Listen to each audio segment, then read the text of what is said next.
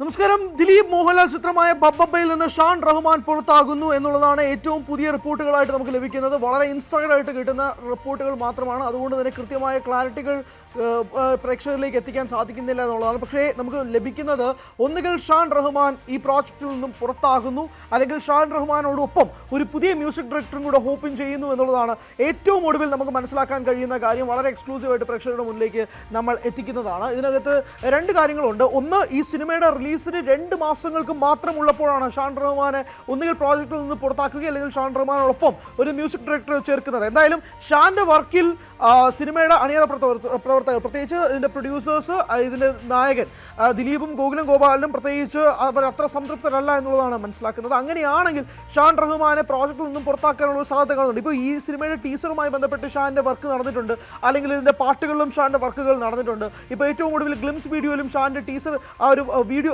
Music video വന്നിട്ടുണ്ട്, ആ music വന്നിട്ടുണ്ട്. അപ്പോൾ ഇതിൽ എല്ലാത്തിലും ഷാൻ്റെ ഇൻപുട്സ് ഉണ്ടായിട്ടുണ്ട്. അതിൻ്റെ പ്രേക്ഷകരുടെ ഭാഗത്തു നിന്നും 2 തരത്തിലുള്ള അഭിപ്രായങ്ങൾ വന്നിട്ടുണ്ട് എന്നുള്ളത് വാസ്തവം തന്നെയാണ്. ഇതിൻ്റെ ടീസർ പുറത്തു വന്നതിന് പിന്നാലെ ഷാൻ എന്തിനാണ് ഇത് ഏൽപ്പിച്ചത്, അല്ലെങ്കിൽ ഷാന് ഇത് ശരിയാകുന്നില്ല, ഇത് വർക്ക് ആകുന്നില്ല എന്നുള്ള പല കമൻസുകളും ഇതിൻ്റെ ഗ്ലിംസ് വീഡിയോയുടെ താഴെ തന്നെ പല പ്രേക്ഷകരും കമൻറ്റായി എത്തിയിട്ടുമുണ്ട്. ഇതാണോ ഈ തീരുമാനത്തിന് പിന്നിലുള്ള പശ്ചാത്തലം എന്നുള്ളതാണ് വ്യക്തമാകേണ്ടതുണ്ട്. എന്തായാലും പകരം വരാൻ പോകുന്നത് ആര് എന്നുള്ളതാണ് ചോദ്യം. 2, 3, 4 പേരുകൾ മുന്നിട്ട് നിൽക്കുന്നുണ്ട്. അതിലേറ്റവും മുന്നിൽ നിൽക്കുന്ന പേര് ജേക്സ് ബിജോയ് തന്നെയാണ്.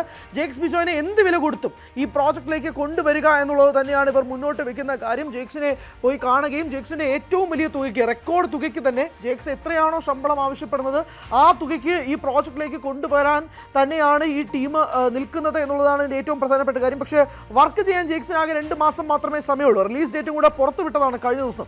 ആ ഒരു പശ്ചാത്തലത്തിൽ ജേക്സ് ഈ പ്രോജക്റ്റ് ഏറ്റെടുക്കുന്നുണ്ടോ, അല്ലെങ്കിൽ ഇത് ജേക്സ് തംസപ്പ് പറയുകയാണോ എന്നുള്ളതൊക്കെ അറിയേണ്ടതുണ്ട്. ജേക്സിലേക്ക് കാര്യങ്ങൾ നീളുകയാണ്, ജേക്സിലേക്ക് ടോക്സ് പോകുന്നുണ്ട് എന്നുള്ളതാണ്. മറ്റൊരു പ്രധാനപ്പെട്ട പേര് ഗോപി സുന്ദറാണ്. ഗോപി സുന്ദർ ആവട്ടെ ലാലേട്ടനുമായിട്ട് പുലിമുരുകനും കായംകുളം കൊച്ചുണ്ണിക്ക് ശേഷം വരാൻ പോകുന്നൊരു സിനിമയായിരിക്കും ജേക്സ് ബിജോയ് വരികയാണെങ്കിൽ. അത് ഏറ്റവും പ്രധാനപ്പെട്ട ഒരു കാര്യമാണ്. അതോടൊപ്പം തന്നെ അങ്ങനെയാണെങ്കിൽ ഗോപി സുന്ദറും കൂടി വരികയാണെങ്കിൽ അത് വേറൊരു രീതിയിലേക്ക് കളർ മാറും. അങ്ങനെയാണെങ്കിൽ ഒന്നുകിൽ ഷാൻ റഹ്മാനും ഗോപി സുന്ദറും കൂടി ഒരുമിച്ച് ചെയ്യും, പാട്ടുകൾ ഷാൻ ചെയ്യും, ഗോപി സുന്ദർ BGM വർക്കുകൾ ചെയ്യും, അല്ലെങ്കിൽ നേരെ തിരിച്ചുമാകാം. ജേക്സ് ബിജോയും കൂടി വരികയാണെങ്കിൽ അത് സോളോ ആയിട്ട് ജേക്സ് ബിജോയ് ഹാൻഡിൽ ചെയ്യാനേ സാധ്യതയുള്ളൂ. ജേക്സ് അങ്ങനെ കൊളാബറേറ്റ് ചെയ്ത് മ്യൂസിക് ഡയറക്ടേഴ്സുമായിട്ട് വർക്ക് ചെയ്യാറില്ല.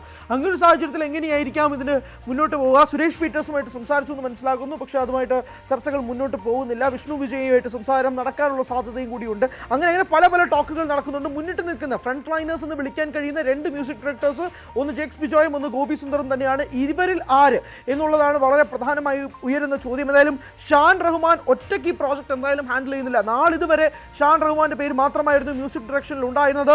എന്നാൽ ഇനി അത് സ്പ്ലിറ്റ് ആവാനുള്ള സാധ്യതയുണ്ട്, അല്ലെങ്കിൽ ഷാനെ എടുത്തു മാറ്റാനുള്ള സാധ്യത കൂടിയാണ് കാണുന്നത്. ഷാനെ അങ്ങനെ ഈ സിനിമയിൽ നിന്ന് മാറ്റുകയാണെങ്കിൽ അതൊരു വലിയ എന്താ പറയുക, 2 തരത്തിലുമുള്ള കമൻറ്റുകളൊക്കെ വരുന്നുണ്ട്.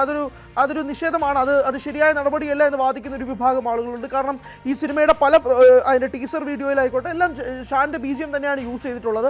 ആ ഒരു പശ്ചാത്തലത്തിൽ ഷാനെ അവസാന നിമിഷം മാറ്റുന്നത് ശരിയായ നടപടിയില്ല എന്നൊരു വിഭാഗം ആളുകൾ പറയുമ്പോൾ, വിമർശനങ്ങളെ ഉൾക്കൊണ്ട് അതനുസരിച്ച് ടീം പുതിയൊരു മാറ്റം കൊണ്ടുവരികയാണെങ്കിൽ അതാണ് പ്രേക്ഷകരുടെ അഭിപ്രായത്തിനോട് ടീം കൊടുക്കുന്ന മറുപടി എന്ന രീതിയിലേക്കും കമൻറ്റുകൾ മാറുന്നുണ്ട്. എന്തായാലും വളരെ എക്സ്ക്ലൂസീവായിട്ട് വളരെ അകത്ത് നടക്കുന്ന ചെറിയ കളികൾ മാത്രമാണ് ഇത്.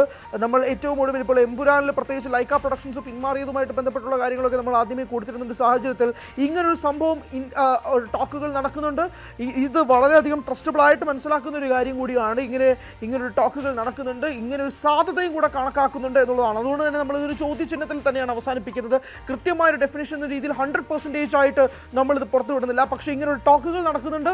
ഇത് വളരെയധികം സ്റ്റേക്കിലായിട്ട് മാറുമെന്ന കാര്യത്തിലും തർക്കമൊന്നുമില്ല. കാരണം അവസാന നിമിഷം വെറും 2 മാസം മാത്രം ബാക്കി നിൽക്കെ, റിലീസിന് വെറും 2 മാസം മാത്രം ബാക്കി നിൽക്കെ ഇങ്ങനൊരു നാടകീയമായ നീക്കം ബബ്ബ എന്ന ടീം നടത്തുമ്പോൾ അത് സ്വാഭാവികമായിട്ടും അത് മാർക്കറ്റിങ്ങിൻ്റെ കാര്യം മാത്രമായിട്ടല്ല, ഇതിൻ്റെ വർക്കുകളുമായി ബന്ധപ്പെട്ടുള്ള നെഗറ്റീവ് അഭിപ്രായങ്ങൾ ഈ ഒരു തീരുമാനത്തിന് പിന്നിൽ ഉണ്ട് എന്നുള്ള കാര്യം വ്യക്തമാക്കിക്കൊണ്ടാണ് ഇങ്ങനൊരു ഡിസിഷനിലേക്ക് ടീം മാറിയിട്ടുള്ളത് എന്നുള്ളതാണ് മനസ്സിലാക്കുന്നത്. ഒന്നുകിൽ ഷാൻ റഹ്മാൻ ഈ ടീമിലുണ്ടാകും, കൂട്ടത്തിൽ വേറൊരു മ്യൂസിക് ഡയറക്ടറും കൂടി ഉണ്ടാകും, അല്ലെങ്കിൽ ഷാൻ റഹ്മാൻ പുറത്താകുന്നു, പകരം ഗോപി സുന്ദർ, ജേക്സ് ബിജോയ് അല്ലെങ്കിൽ ഫ്രണ്ട് ലൈനേഴ്സായിട്ട് നിൽക്കുന്ന ഇവർ 2 പേരുമാണ്. അല്ലെങ്കിൽ പുതിയൊരു സർപ്രൈസ് ക്യാമിയോ പോലെ ഒരു മ്യൂസിക് ഡയറക്ടറിനെ അവർ കൊണ്ടുവന്നാലും അത്ഭുതപ്പെടാനില്ല.